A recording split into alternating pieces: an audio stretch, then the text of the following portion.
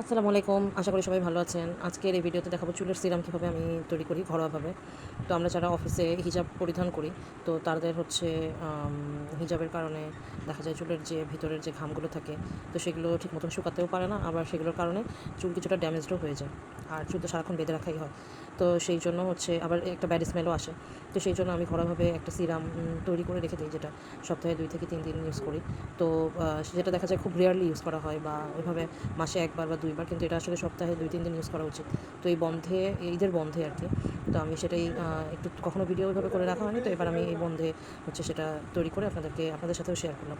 আপনারাও দেখেন কীভাবে এটা রেডি করি। এটা আসলে ঘরোয়া যত আপনার জিনিস আছে সেগুলো দিয়ে আপনারা তৈরি করতে পারবেন। তো এখানে প্রত্যেকটা জিনিসের আমি নাম মেনশন করে দিয়েছি, এবং প্রত্যেকটা জিনিস কীভাবে কখন ইউজ করতে হবে সেটাও আমি দেখিয়ে দিয়েছি।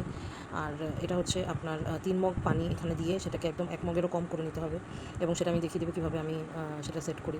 তো তারপরে হচ্ছে আপনার এটা ব্যবহার যেটা করবেন সেটা হচ্ছে রাতে ঘুমানোর আগে এটা আপনি চুলের গোড়ায় হচ্ছে ভালো করে লাগিয়ে, সম্পূর্ণ চুলেও লাগাতে পারেন, কিন্তু সেটা আপনাকে হচ্ছে খুব বেশি পরিমাণে লাগানো যাবে না, খুব সামান্য পরিমাণে হচ্ছে সেটাকে লাগাতে হবে, এবং সেটা যেন প্রত্যেকটা চুলে লাগে।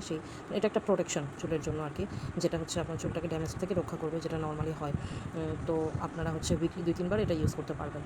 আর সেটা হচ্ছে ঘুমানোর আগে আপনি যখন ইউজ করবেন, তখন হচ্ছে 4 থেকে 5 মিনিট সেটা মাথার স্ক্যাল্পে ম্যাসেজ করে নেবেন। তারপরে হচ্ছে চুলটা ছেড়ে দিয়ে আপনি ঘুমিয়ে যাবেন।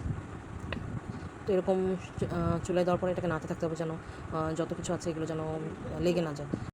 চুলায় জাল হতে হতে এদিক দিয়ে আমি হচ্ছে যে স্প্রে বটলে রেমেডিটা রাখবো সেটা আমি হচ্ছে ক্লিন করে নিচ্ছি।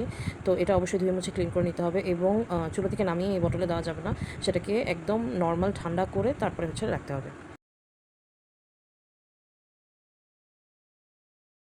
আর তিসির বীজটা হচ্ছে পানিটা যখন ফুটে আসবে তারপরে তিসির বীজটা দেবেন, এটা একদম শুরুতে দেওয়া যাবে না।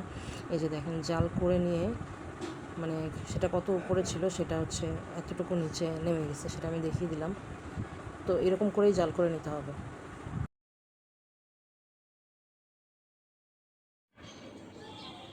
এই যে তৈরি হয়ে গেল আমার রেমেডি।